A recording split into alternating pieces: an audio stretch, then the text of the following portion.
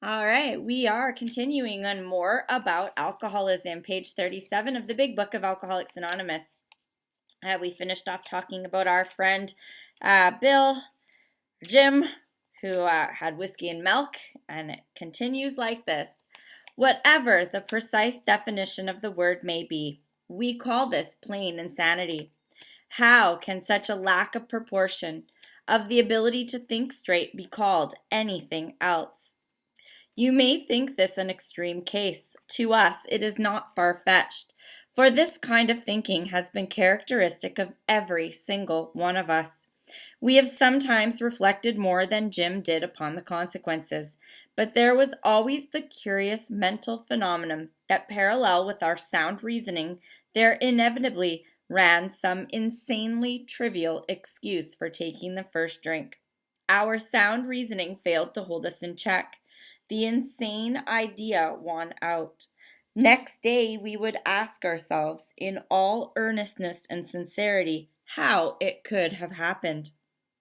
In some circumstances, we have gone out deliberately to get drunk, feeling ourselves justified by nervousness, anger, worry, depression, jealousy, or the like. But even in this type of beginning, we were obliged to admit that our justification for a spree was insanely insufficient in light of what always happened. We now see that when we began to drink deliberately instead of casually, there was little serious or effective thought during the period of premeditation of what the terrific consequence may be. So we'll stop right there. And speaking on that page, I certainly was an anger drinker. My ex-husband would tick me off and I would go and get drunk, show him. And so, when there is no thought process in those instances where we're angry or we're jealous or we're mad and off we go. And usually those results were worse than any other time when I actually thought about it a little bit. But that's like saying, I'm going to drink the poison and it's going to hurt you. And it really doesn't do anything, right? So let's chat on this page. Lois. Hi. I have to tell you, in my circumstance, my husband passed away, and my drinking before that was very light, but I had all the isms. I mean, I had I always thought I was entitled. And when my husband passed away, I was mad at God, the world, the people I worked with. I don't tell everybody this, but when I came into the program, my name was Tsunami Lois. So that was pretty bad. That was what my coworkers called me. So it to say I was angry was a mild thing, but that was my drinking. I never wanted to get drunk, but every time I went out, I couldn't predict what was going to happen, and that's why I'm here. So I can relate to these few paragraphs very well. Thank you. Thank you, Lois. Teresa. Hi, my name's Teresa. I'm from upstate New York, and I just found it ironic within two paragraphs, the word insanity came up 4 times. Like we call this plain insanity. And then the next paragraph, some insanely trivial or sound reasoning failed to hold us in check. The insane idea won. And then down below, but even this type of beginning, we are obliged to admit that our justification for a spree was insanely insufficient. They're drilling it in our heads, like how insane it is for us to even think that we can drink. I just wanted to bring that up. Thanks. Absolutely. And I love those instances where words are repeated multiple times to drive home that point. Della. Hello, I'm Dylan. I'm an alcoholic. What stuck out for me was this kind of thinking has characteristic of every single one of us. So the feeling of, it's just me. No. And then justification, it would be, oh, I had a good day at work. I'll have a drink. I had a bad day at work. I'll have a drink. So everything had a justification behind it. Yeah, thanks, Kim. Thank you. Alrighty, Megan. Hi, everybody. Megan, alcoholic. Yeah, how can such a lack of proportion of the ability to think straight be called anything else? Insanity. It was just like, and it's that built-in forgetter once again. We forget all the bad times that got us to where we were at. And once I start romanticizing that thought of a drink, that takes over. And if I don't have a higher power to turn to when I do have those thoughts, I'm in big trouble, because then I'm stuck in my own self thinking. And then the romanticizing turns into an urge. And that's when the suddenly comes in. And this is where it's like, I remember one time I didn't want to drink, and I just kept thinking about it and thinking about it. And next thing I know, my feet are off to that liquor store, and I'm already in line buying a drink, and I have it in the parking lot. And it was that quick. It was like, without even thinking about it, my body moved with my mind. It was unbelievable. I could not get over it. And the next day, we ask ourselves in all earnestness and sincerity, how could this have happened again? Just like the same thing with how people, like my parents would say to me, like, why did you drink again? I honestly could not tell them, because I didn't understand anything about my alcoholism. I didn't understand what an alcoholic even was at that point. So I had no knowledge of this book. I could not explain to them why I did it again. It was just so baffling to me. And drink at people. I love that. I used to do that all the time. It's like, I'm drinking at you. Oh, you think I'm an alcoholic? I'll show you an alcoholic. Like stuff like that. I've been told many times, but that, if anything, other people telling me made me more spiteful at the fact, if anything. Like, I'll show you how much I could drink. This is what a real alcoholic is. And it was just like the craziness. But that's all I got. Thank you for letting me share. Oh, yes, I showed a lot of people. I showed them all right. Bev. Hey, everybody. I'm Bev, alcoholic from Richmond, Virginia. Grateful, recovered alcoholic. Very grateful to be here today. Sorry I missed Friday. My husband and I were a little busy. In some circumstances, we have gone out deliberately to get drunk. That was me every time. Like, that was my goal. I had very few recalls of times that I went out not to get drunk. I didn't drink socially. I was not a lady when I drank, and it looked awful. I may have thought I was cute. I may have thought it was fun when we joined the clubs or whatever, but it was always a disaster, and I was always beating my head the next day. How did this happen again? Just like Megan said, I have no idea why. I have no idea how it happened. I had 3 years without drink, and I think I've said this before. I was on vacation, and I was at my mom's trailer, and my sister had one not far down the road, and I hadn't had a drink for 3 years. And I had a ginger ale in my hand, and she was drinking a beer.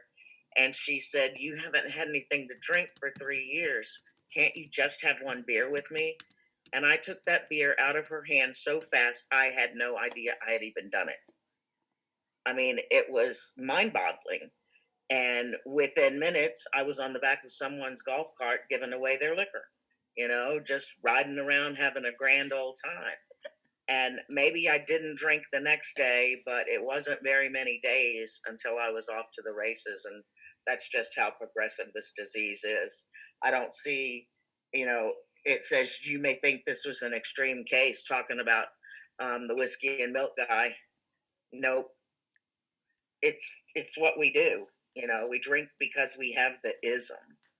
And I'm grateful today that I don't have to do that. I don't have to live like I did. Thank you. Sherry Lynn? You got to hit your unmute button. There we go. Hi, everyone. I'm Cheryl, and I'm an alcoholic. And what jumped out to me on this page was his choice of words, but there was always the curious mental phenomenon that parallel with our sound reasoning.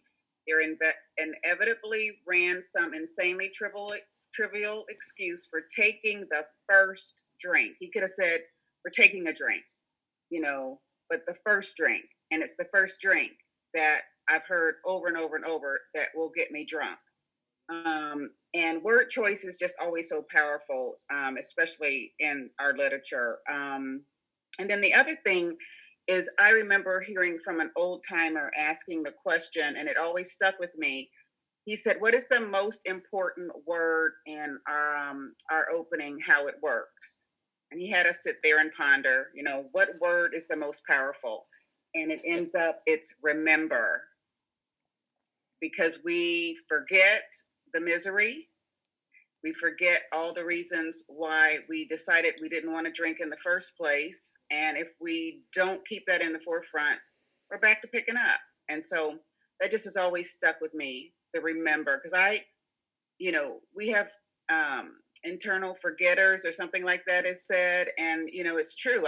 That's why I have to show up every day to be reminded why I'm staying away from a drink, because it can be so easy. I remember after crying in the bathroom all day at work, praying that I not die and praying that I not pick up a drink. And after the shift, finding myself in line at the liquor store and thinking, wow, what brought me in here? Because I really had no desire to be in here.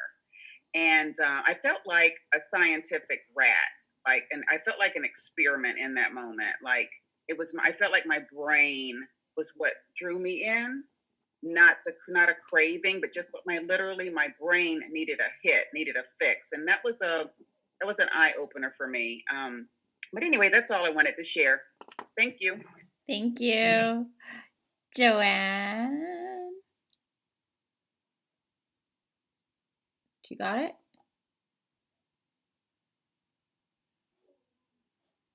You're good. It says you're good. I can't hear you though.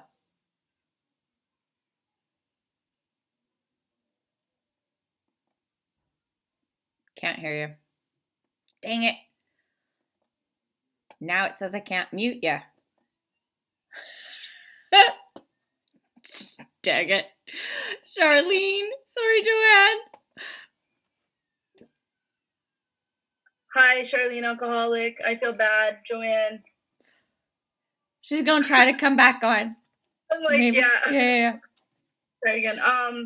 So for me, what has jumped out is in some circumstances, for me, all circumstances, and deliberately and justified being oxymorons in my world. I always justified the reason for getting drunk, and there was never a problem for me doing it. And it's an absurd way of living. And when that became apparent was when I went to a place called Addiction Services here in London, that the nurse had said to me, try moderately drinking, because you can't, I said I wasn't going to go to the hospital. So she said, try 2 ounces, go buy a bottle of wine and try 2 ounces at a time. And I looked at her like, are you saying it's okay for me to drink? And I immediately knew where that was going to take me. It was going to take me, back to where I always had gone. So that right there deciphered for me, I'm an alcoholic and I need more help than what this person is trying to give me. And then, soon realizing that AA is the only medicine and help that I could ever possibly have going forward. Thanks. Thank you, Charlene. All right, one quick look for waving hands. Anyone doesn't know where their button is? Nope. All right, moving on. Our behavior is absurd and incomprehensible with respect to the first drink, as that of an individual with a passion, say, for jaywalking. He gets a thrill out of skipping in front of fast-moving vehicles. He enjoys himself for a few years in spite of friendly warnings. Up to this point, you would label him as a foolish chap, having queer ideas of fun. Luck then deserts him, and he is slightly injured several times in succession. You would expect him, if he were normal, to cut it out. Presently, he is hit again, and this time has a fractured skull. Within a week after leaving the hospital, a fast-moving trolley car breaks his arm. He tells you he has decided to stop jaywalking for good, but in a few weeks he breaks both legs. On through the years, this conduct continued, accompanied by his continual promises to be careful or to keep off the streets altogether. Finally, he can no longer work, his wife gets a divorce, and he is held up to ridicule. He tries every known means to get the jaywalking idea out of his head. He shuts himself up in an asylum, hoping to mend his ways. But the day he comes out, he races in front of a fire engine, which breaks his back. Such a man would be crazy, wouldn't he? You may think our illustration is too ridiculous, but is it? We, who have been through the ringer, have to admit if we substituted alcoholism for jaywalking, the illustration would fit us exactly. However intelligent we may have been in other respects where alcohol has been involved, we have been strangely insane. It's strong language, but isn't it true? Some of you are thinking, yes, what you tell us is true, but it doesn't fully apply. We admit we have some of these symptoms, but we have not gone to the extremes you fellows did, nor are we likely to. For we understand ourselves so well after what you've told us that such things cannot happen again. We have not lost everything in life through drinking, and we certainly do not intend to. Thanks for the information. Self-knowledge, there's the answer. So a bit on the jaywalking. Like when I heard the jaywalker story, I didn't quite comprehend it at first. And then after meditating and sitting and marinating in a bit, I thought of all of the instances and all of the weird, bizarre things I had done throughout my drinking career. Be it just silly things at the bar that would then progress to, even worse things at the bar, and how it progressively got worse over the years of my drinking. And then I got to understand the jaywalker. But if you get to the bottom of that page where it says, thanks for the information, like how many of us does that apply to, where we don't think we are alcoholic? And even though we have all of this knowledge of alcoholism, we're like, oh yeah, but we don't fully concede to the fact that we can never drink again. Joanne, let's see, does it work?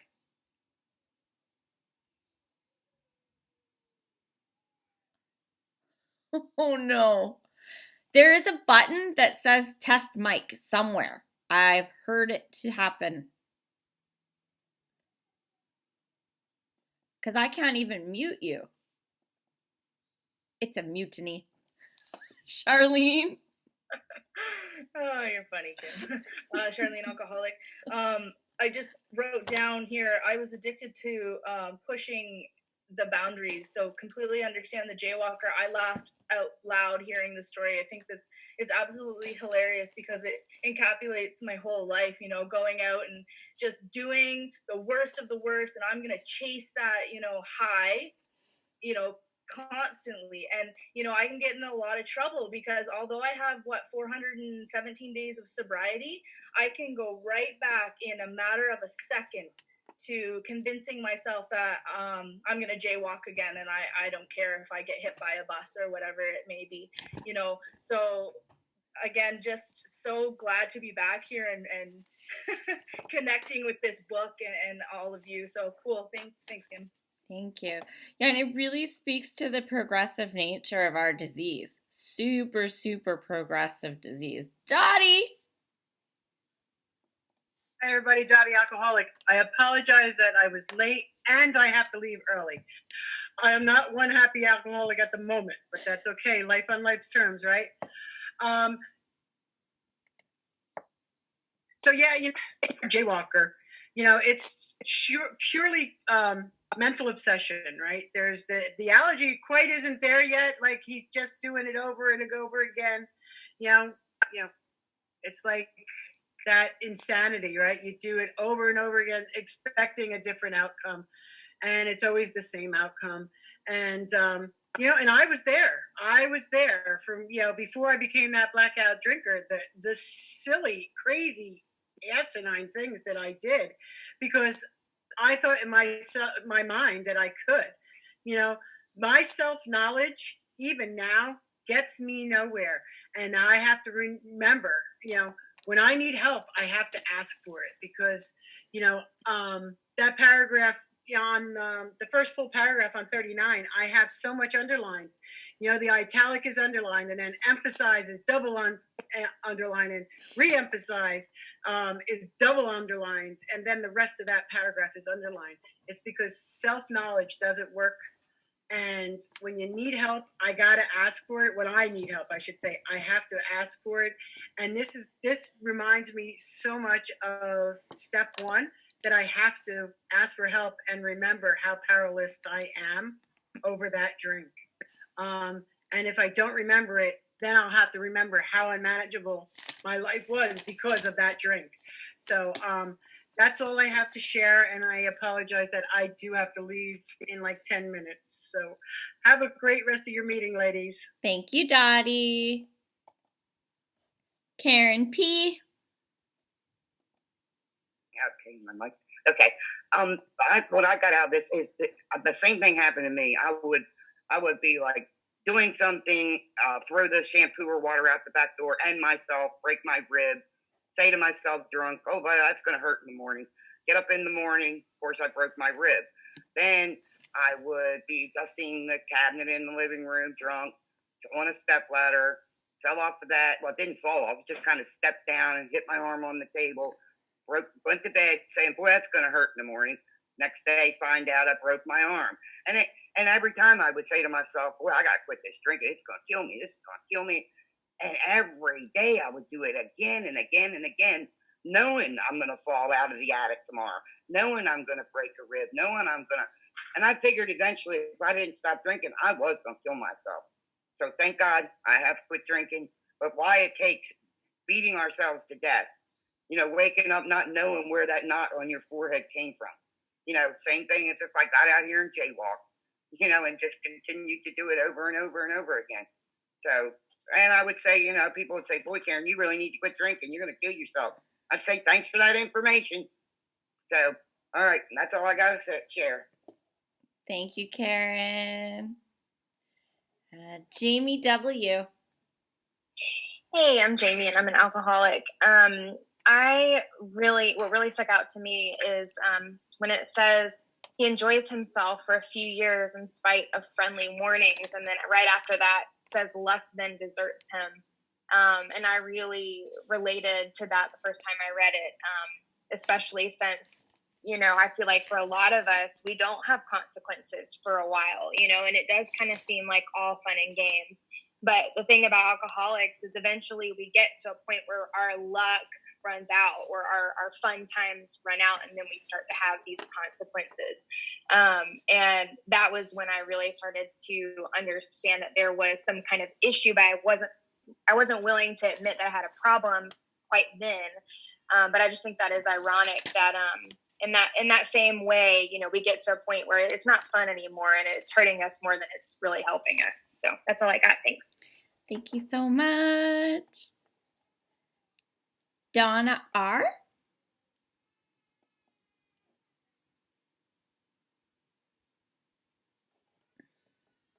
Donna?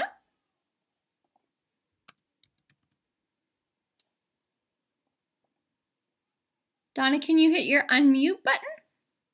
Okay. There you go. Gotcha. Hi, I'm Donna. I'm an alcoholic. This is my first time here, and I want to tell you that I'm just feeling all this beautiful energy from all you beautiful women. And this part of the big book is just pretty amazing, because when I first came in many years ago, I understood this jaywalking concept right away, because, as someone had already said, the definition of insanity is doing the same thing over and over again and expecting different results. Well, I was a blackout drinker, and every time I, drank or picked up my first drink, I would say, oh, I'm not going to have any more than this. But inevitably, this insidious disease just took me away. And I would, wake up not remembering where I was, what I did, what I said, and in some cases who I was with in my younger days. And it was just awful.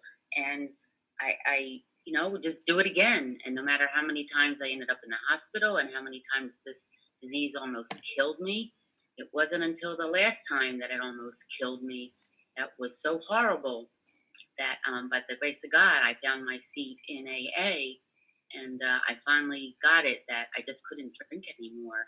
And, to talk about, racing in front of a fire engine, that just always makes me laugh because my last drunk, when you call 911 in my town, you get the fire engines, you get the police cars, you get the EMTs, you get everybody. And, quite the ruckus went on. And I vaguely remember refusing to get on the gurney.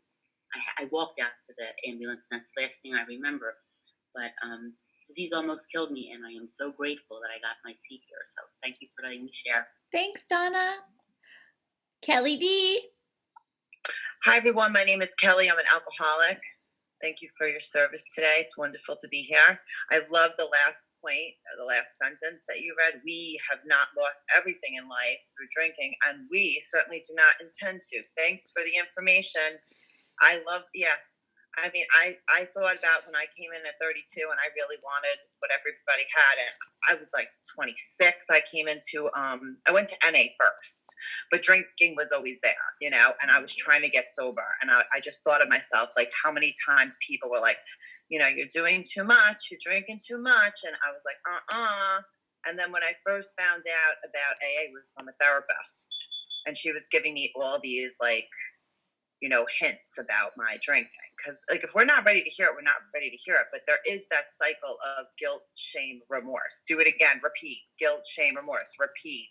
And then, it's only as strong as its weakest link with this disease. Like, it's just so scary how I could have killed people, the driving drunk, having people in the car with me, like all the jaywalking, like waking up with bruises on my body, not knowing how I got into certain places, dangerous places, and still thinking, oh, thanks for the information. I don't need to, I'm good. My life is good. I don't really have a problem. That self-lie and the denial is just so, it's great. It's crazy. It's just insane. But thank you. Thank you. Thank you so much. Debbie C. Hi, everybody. My name's Debbie. I'm an alcoholic. This is a great meeting, and I love this line by line. I really do. Oh, excuse me. Something's going on in the background here. Anyway, never mind. The story about the jaywalker is my all-time favorite because I came from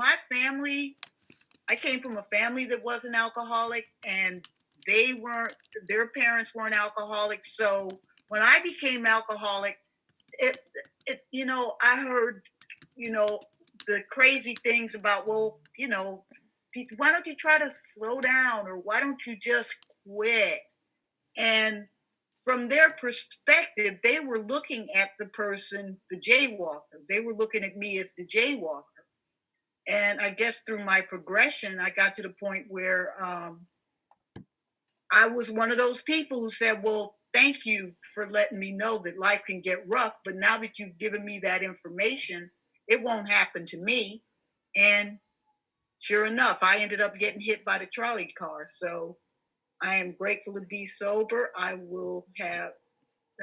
35 months at this point. So everything is okay today. So thanks for letting me share. Thanks, Debbie. Congrats on 35 months. That's amazing. Regina. Hi, everyone. I'm Regina. I'm an alcoholic. What stuck out to me in this reading was, the last line, like Kelly had read. These are all yets for me. A lot of these, I didn't lose everything. I didn't, but that could have happened if I continued to drink.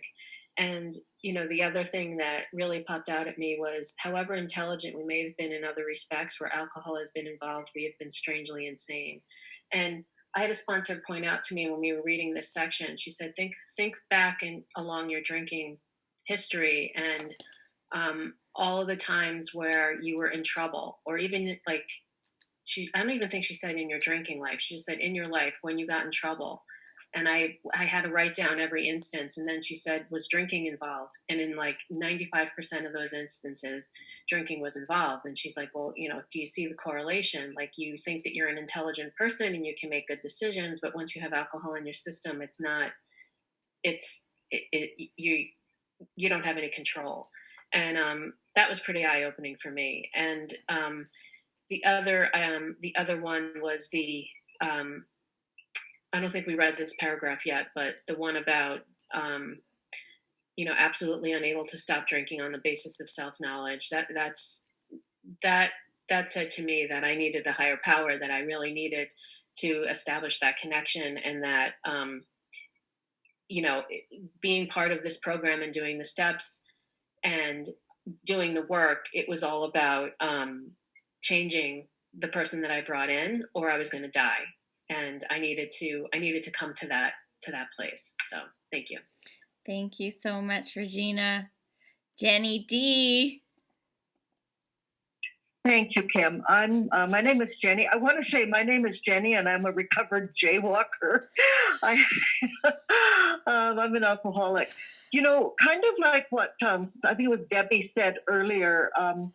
When I read about the jaywalker, it was the first time ever I got a glimpse into how my family saw me. I used to wonder, I drink at home alone. Why I'm not hurting anybody. Why are they worried? What's the deal? When I was drinking, I did all my jaywalking things through the first 20 or 25 years of my drinking, where I was getting in trouble. I was getting hit by a truck. I was breaking arms. Not that, but jaywalking style. And then I figured it out. The only way I'm not going to get hurt is if I stay home and jaywalk. Then nobody's going to, nobody won't get hurt. And I did for the last probably 5 or 6 years of my drinking. I just stopped going out. I just stayed home and drank alone. And I figured my family would be happy now. But it was when I read the jaywalker story, because it's so bizarre, anybody would go, why would he do this? He's broken his arm. Why wouldn't he stop? That's how they saw me. And this gave me a huge insight into, I thought I hadn't hurt my family. It was reading this story that made me realize I had some amends to make to these people that I thought I hadn't hurt, because they saw me as what I couldn't see, completely insane. Mm-hmm. That's it. Thank you. Thank you so much. And yeah, like that got brought up a few times with paramedics and first responders. Like, we've affected those people. And lots of times the first responders had to come to my house over and over and over again. And so you had to go and make an amends to that was necessary.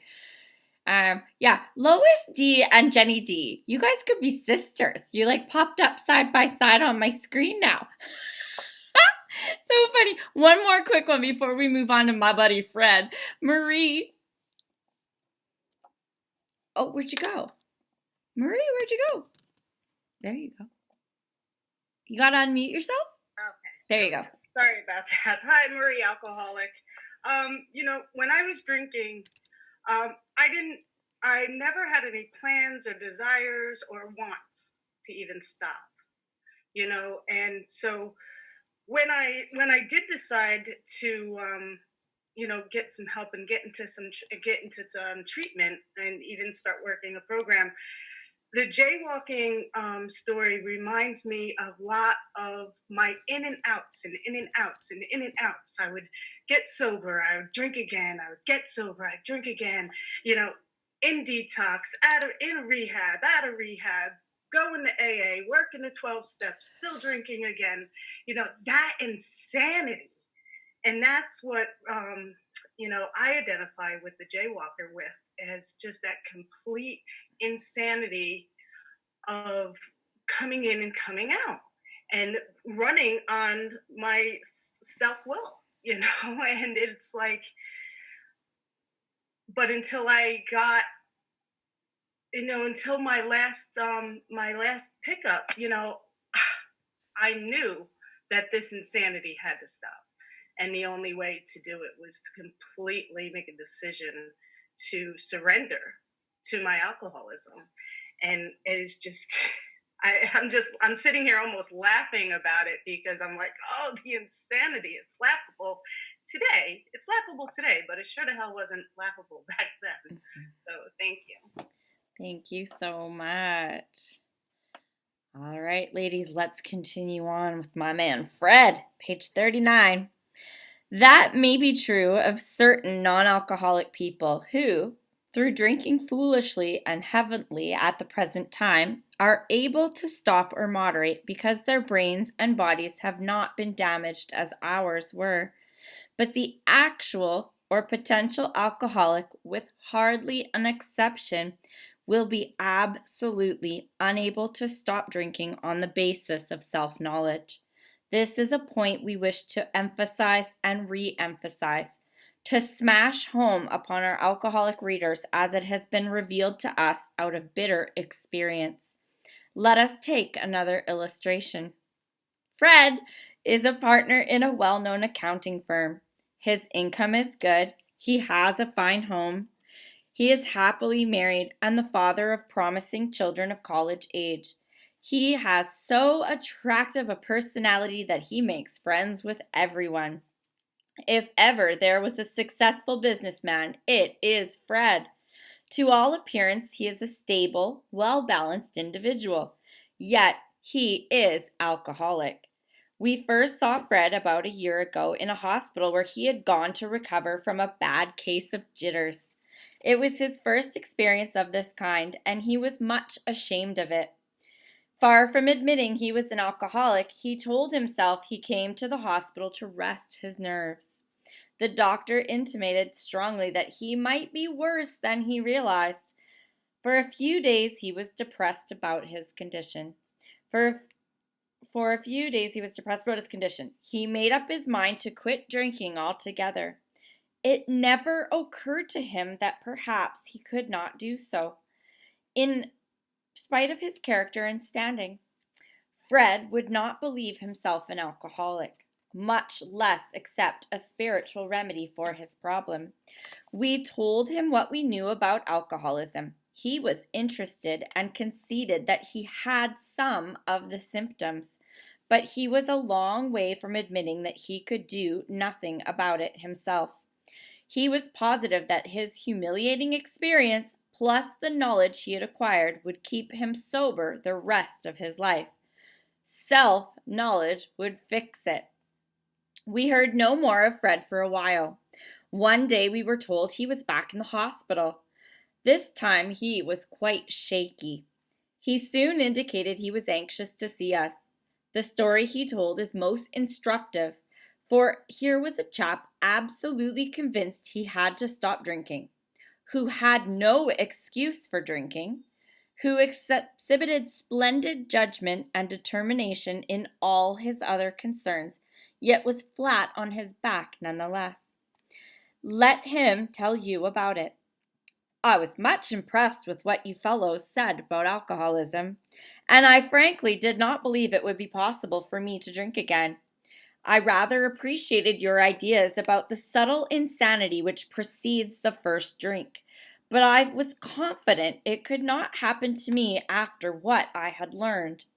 I reasoned I was not so far advanced as most of you fellows, that I had been usually successful in licking my other personal problems, and that I would therefore be successful where you men had failed.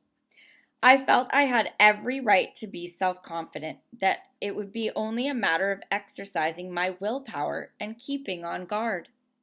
In this frame of mind I went about my business, and for a time all was well. I had no trouble refusing drinks, and began to wonder if I had not been making too hard work of a simple matter. One day I went to Washington to present some accounting evidence to a government bureau. I had been out of town before during this particular dry spell, so there was nothing new about that. Physically, I felt fine. Neither did I have any pressing problems or worries. My business came off well. I was pleased, and I knew my partners would be too. It was the end of a perfect day. Not a cloud on the horizon. What could go wrong, right? All right, let's back it up a little bit. I love Fred. Fred's my spirit alcoholic. I am Fred, literally down to being in accounting. So Fred seems perfect on the outside. Fred's got a good job doing accounting. He's a great businessman. He's got good income. He's got a nice home. He's got a perfect wife, some kids. Everything looks really nice and shiny, right? There's a few little things in here, though, that it gives a little hint there on that second page where, he had already licked some personal problems. Well, if everything looks so perfect, what are these personal problems you've licked, right? Like, there's little cracks in his perfect little world. But he's got this self-knowledge. He made a fool of himself, wound up in the hospital. He's never going to do that again because that was so humiliating. He's going to be fine. He's going to quit drinking. And then off he went, right? And his reasoning, this was my reasoning as well. He's like, I'm not like you. I'm not as far advanced as you. I have the ability to lick these other personal problems where you guys, I'm better than, right? So this is where Fred's kind of exercising his self-will and his self-knowledge. These are really good solutions. We've heard this already in the book. These ones have worked for everyone else before him, right? Nope, they didn't. And then where it says, this paragraph here, everybody's like, he had no reason to drink, right? And I'm like, really? I see tons of reasons in here. First is he's out of town. Going out of town was always a great reason for me to drink. He physically felt fine. He feels good. Why not have a drink? That's a good reason. He had no pressing problems or worries. That's a good enough reason to drink, right? Like, life is going really well. His business came off well. I always liked celebrating with a drink. People were pleased with him. So his partners, his business is going, there's a really great, and then it's the perfect day. Not a cloud on the horizon. I loved to drink on the patio. So when people are like, he had no reason to drink, I'm like, I can see 5. I think it's great. Charlene. Hey, Charlene Alcoholic. This has relapse written all over it, obviously. Kim just said that. She said 5 reasons for it. I wrote down, this is a perfect example of how cunning, powerful, baffling and powerful alcohol is. 100%. I've been there. I always called myself the functional alcoholic, and I always found reasons to go back out, and it always ended up the same way. I always, tumbled down that dark hole and came out the other side going, whoa, what the hell just happened? And I wrote also, I am powerless over alcohol, and I always will be, and that's never going to change, even though, I have this perfect outside life that I, never lost a job. I was always able to carry on like what I thought was a normal person. It's absolutely not true. I am an alcoholic, and I am powerless over it. Thanks. Absolutely. Grace. I'm Grace. I'm an alcoholic. I remember reading the first time I read this story. I zeroed right in on the word potential. Actual or potential alcoholic, and that's what kept me out for quite a while.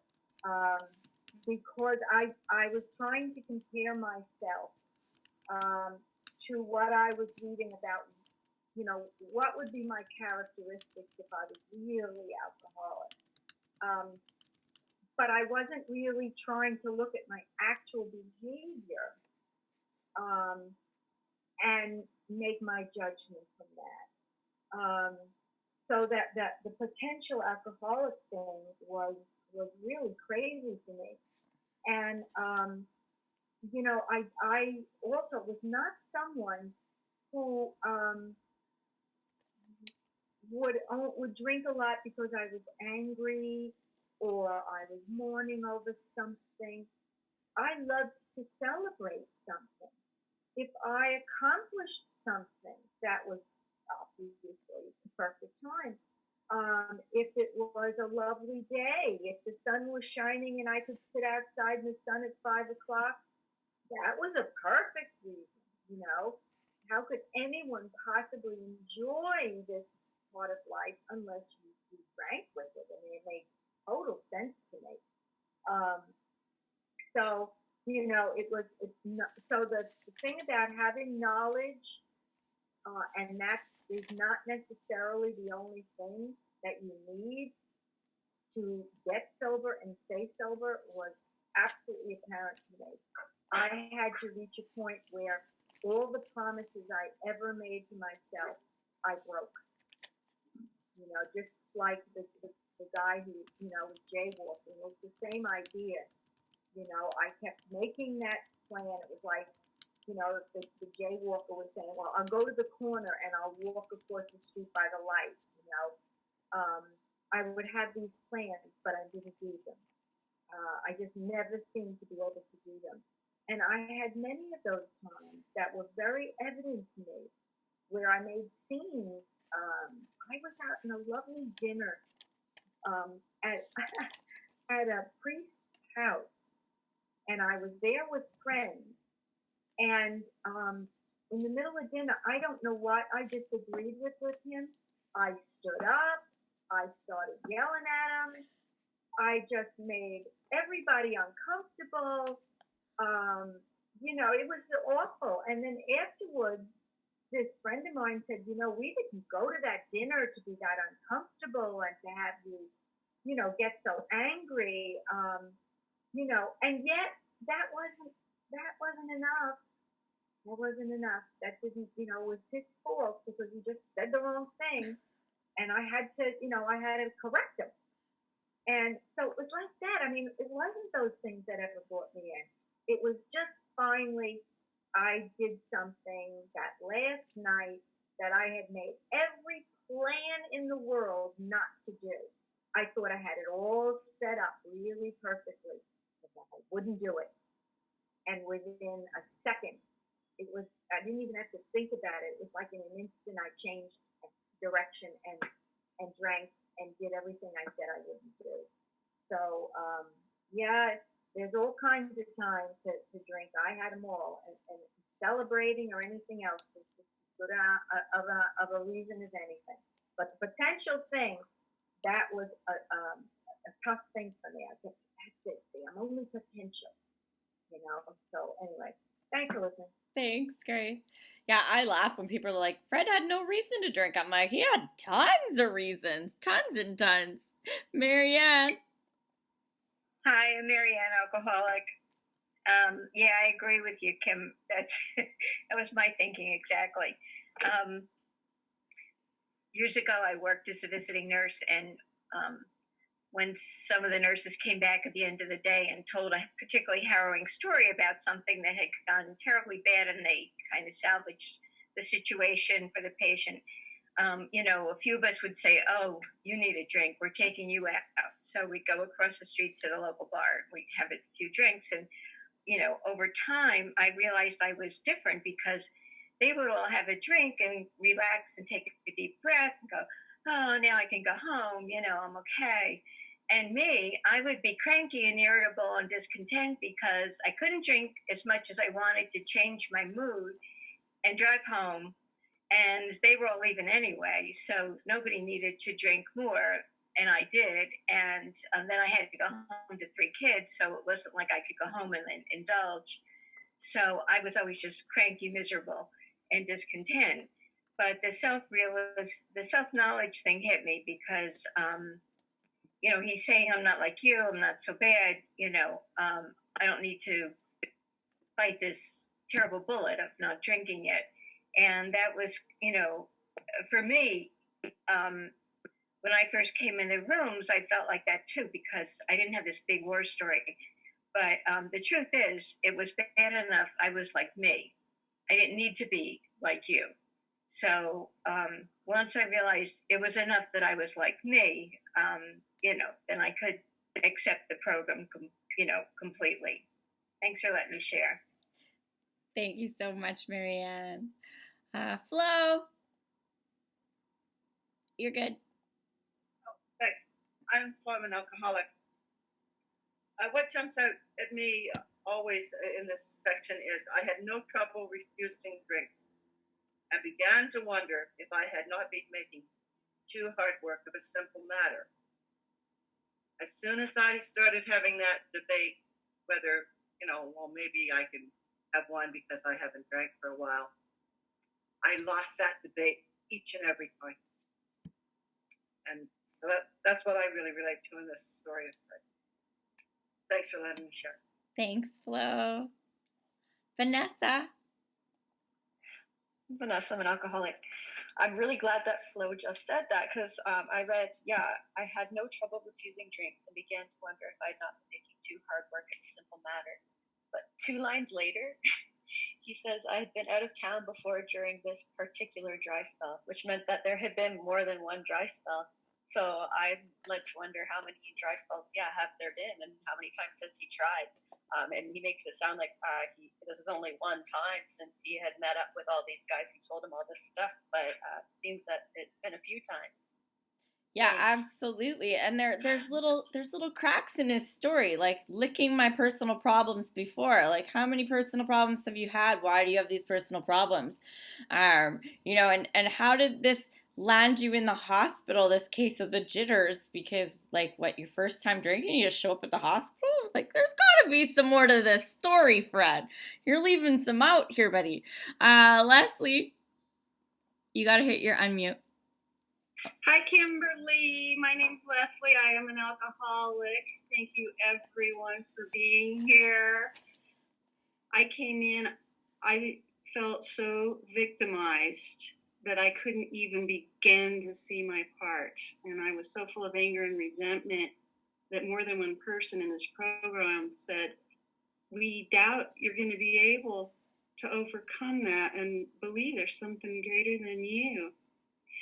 And Pinto Pete said it. I wrote it down. When I crossed that bridge from it's you to, oh my God, it's me. That was the bad news, but the good news was, and that's where the solution lies. Then I have a shot at changing what I can. If I choose to keep coming back, keep doing AA, keep hearing my story, and keep trying to help others not pick up a drink today. And that has worked for such a long time, and I am in such a good place because of it. And then the gratitude just flows. And I am so very, very grateful for AA all these years and AA 2.0. That's where I'm at. So thank you very much, everybody, for being here and listening to me. That's all I have. Thank you so much, Leslie. Joanne! Can you hear me? Yes! I went to great lengths when I got here. So anyways, I just wanted to say overall what we've read is what sticks out is the word justification. And for people that are new, I didn't really completely, before I came in, I didn't understand that I had a physical allergy, that other people had a drink. I had a drink, but after that drink, I couldn't stop the addiction, and I didn't know any of that. So I had to, justification for me is finding ways to explain something that I don't understand.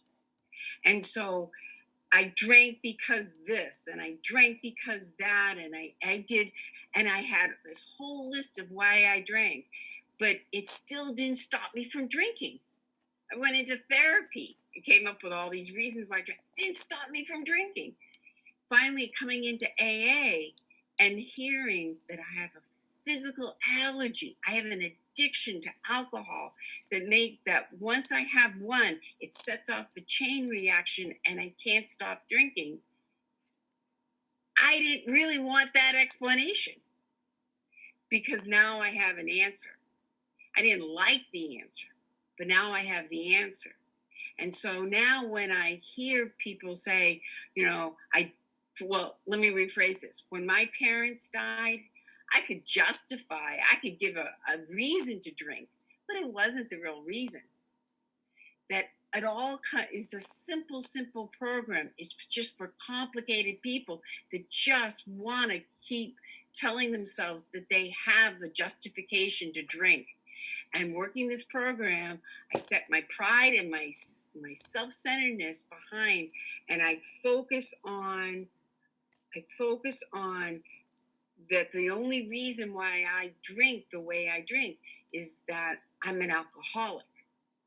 And it's as simple as that. And I need to find answers to the problem of how do I manage my alcoholism. I don't drink, I go to meetings, I ask for help, and I work the steps. And for that, I'm going to share at the time. And I'm glad I could talk. Yay! Oh, Raven, real quick on this page before we move on. I can relate to, I was confident it could not happen to me after what I had learned. And then at the bottom there, it's like exercising my willpower and keeping on guard. Like, I really hope I never get overconfident with, oh yeah, I've been in the program, and I've been there, like, oh, I've been in the program long now, like, I can probably, like, control it. I can probably, like, exercise my willpower not to drink so much. But I also know, like, one too many, 1,000 never enough. So, yeah, that's all I got to share. Thanks. Thank you so much.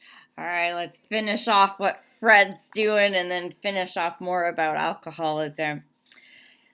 So remember, there's nothing on the horizon, not a cloud in the sky. Let's see what happened to Fred. I went to my hotel and leisurely dressed for dinner. As I crossed the threshold of the dining room, the thought came to mind that it would be nice to have a couple cocktails with dinner. That was all, nothing more. I ordered a cocktail and my meal. Then I ordered another cocktail. After dinner, I decided to take a walk. When I returned to the hotel, it struck me a highball would be fine before going to bed, so I stepped into the bar and had one. I remembered having several more that night and plenty the next morning. I have a shadowy recollection of being in an airplane bound for New York and of finding a friendly taxi cab driver in the landing field instead of my wife. The driver escorted me about for several days. I know little of where I went or what I said and did. Then came the hospital, with unbearable mental and physical suffering. As soon as I regained my ability to think, I went carefully over that evening in Washington. Not only had I been off guard, I had made no fight whatever against the first drink. This time, I had not thought of the consequences at all. I had commenced to drink as carelessly as though the cocktails were ginger ale. I now remembered what my alcoholic friends had told me, how they prophesied that if I had an alcoholic mind, the time and place would come. I would drink again. They had said that though I did raise a defense, it would one day give way before some trivial reason for having a drink. Well, just that did happen, and more. For what I had learned of alcoholism did not occur to me at all. I knew from that moment that I had an alcoholic mind. I saw that willpower and self-knowledge would not help in those strange mental blank spots. I had never been able to understand people who said that a problem had them hopelessly defeated. I knew then it was a crushing blow. 2 of the members of Alcoholics Anonymous came to see me. They grinned, which I didn't like so much, and then asked me if I thought myself alcoholic and if I were really licked this time. I had to concede both propositions. They piled on me heaps of evidence to the effect that an alcoholic mentality, such as I had exhibited in Washington, was a hopeless condition. They cited cases out of their own experience by the dozen.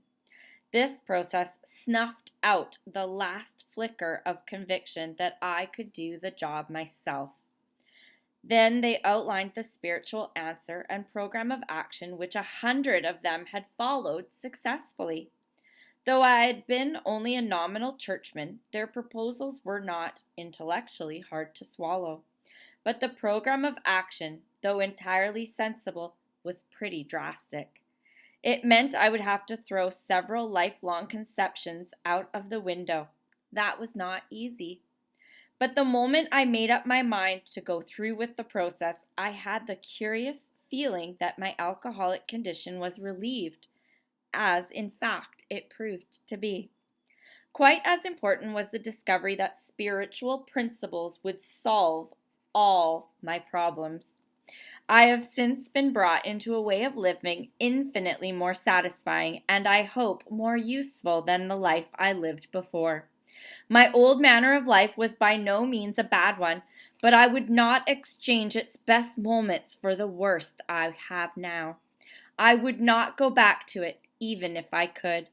Fred's story speaks for itself. We hope it strikes home to thousands like him.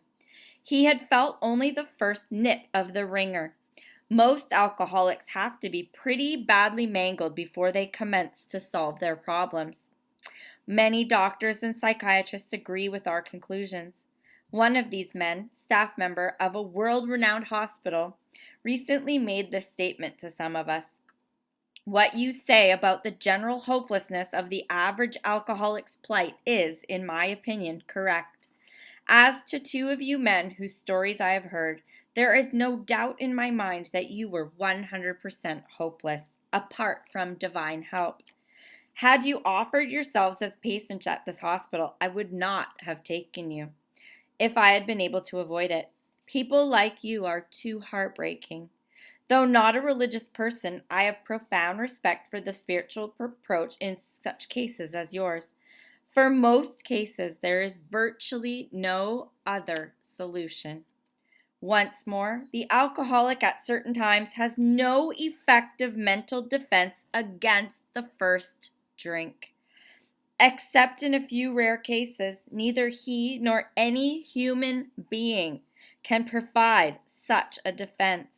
His defense must come from a higher power. Lots and lots and lots in those last two pages. Huge, huge, huge ending to that story. So where it says there, not only have I been off guard, this time I had not thought of the consequences at all. That's what happens to me on a beautiful sunny day. You know, maybe if I'm fighting with somebody, maybe if I'm angry, maybe if I'm upset, I might play that tape out and I might think of the consequences. But that mental blank spot that comes on a beautiful sunny day when I'm sitting on the patio and I'm just going to have one Bellini, I have that mental blank spot where I have no consequences. It's a beautiful sunny day. All of those reasons to drink, you know, business went off well. I'm out of town. What a great, perfect storm for the alcoholic who is without a mental defense against the first drink. Like that is the perfect storm for a mental blank spot. And then it continues on the next page. It says that willpower and self-knowledge does not help in those strange mental blank spots. And that is the ending of that paragraph where it says, your defense must come from a higher power.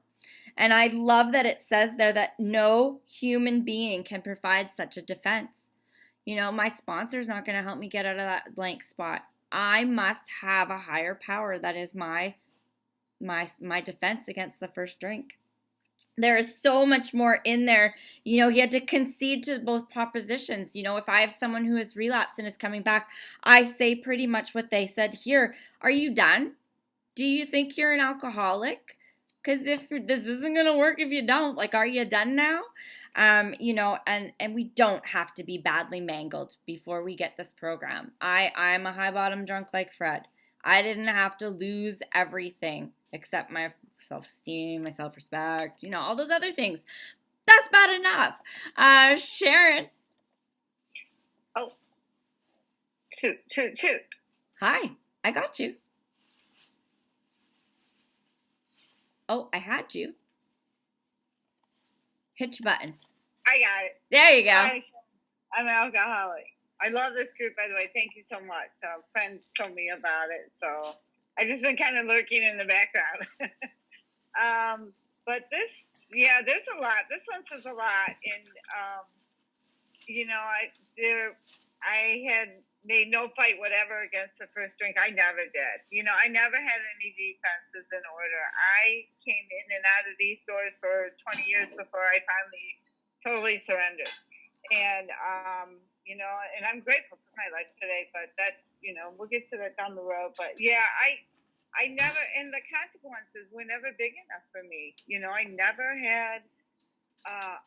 really lost anything that caused me to feel that I had a really bad problem. And no one ever pointed anything out to me that I was drinking too much. It was never pointed out to me. It was all, you know, I had to decide for myself. So therefore, you know, like my kids didn't say anything. No one in my family, of course, because they all drank. So there was none of that said. Even, you know, my ex. But you know, and then most alcoholics have to be pretty badly mangled before they really commence to solve their problem. You know, hit my bottom. Where was my bottom?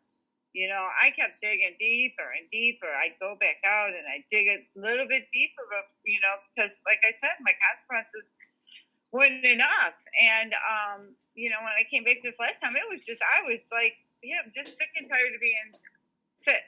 You know, I couldn't stop no matter what I tried. You know, that self-knowledge wasn't helping. Osmosis wasn't helping. I used to think I could go sit in the rooms and just sit next to people and with people and I would be okay. I would get this, but that didn't work either. So anyhow, grateful to be here and looking forward to keep coming. Thanks. Thank you, Sharon. Megan M. Hi, everybody. Megan, alcoholic. You know, a lot in here, you know, and it's just explaining how we literally don't have any defense, you know. Our willpower is just non-existent here. We have no willpower, and this is our dilemma, is lack of power. And we have to switch that power. Because right now, at this point in Fred's life, his power is alcohol. That's what his higher power is. And it's funny because he doesn't even kid himself. He says a couple of drinks would be nice with dinner. He didn't say one drink would be nice with dinner. He said a couple. So he's at least being realistic in that aspect. But it's you know, and self-knowledge avails us nothing. I remember my first sponsor, you know, she told me, she's like, you know, you can't be too stupid for this program, but you can be too smart. So, and I totally understand where she came from with that, because I was a smart ass and I thought I could beat the game. And that was my step one that I didn't have down. I did not believe I was powerless.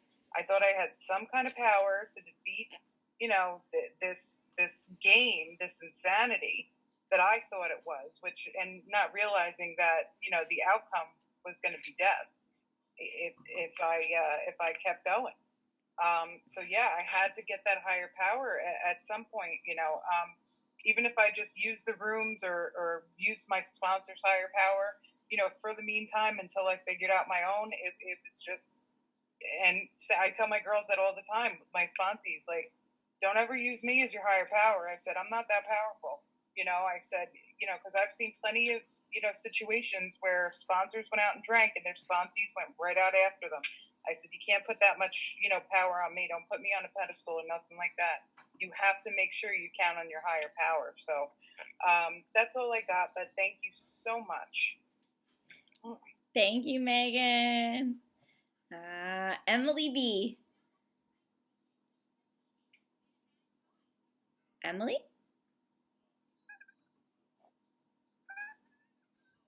You sound like a chipmunk.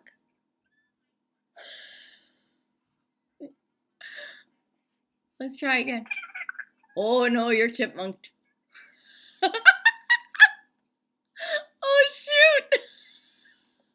Oh my gosh, that was so cute though. You're the cutest chipmunk ever.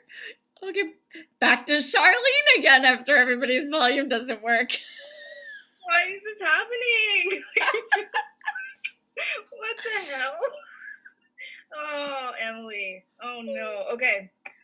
And then I completely lose, what am I saying? Because what is happening to these people that I want to hear from?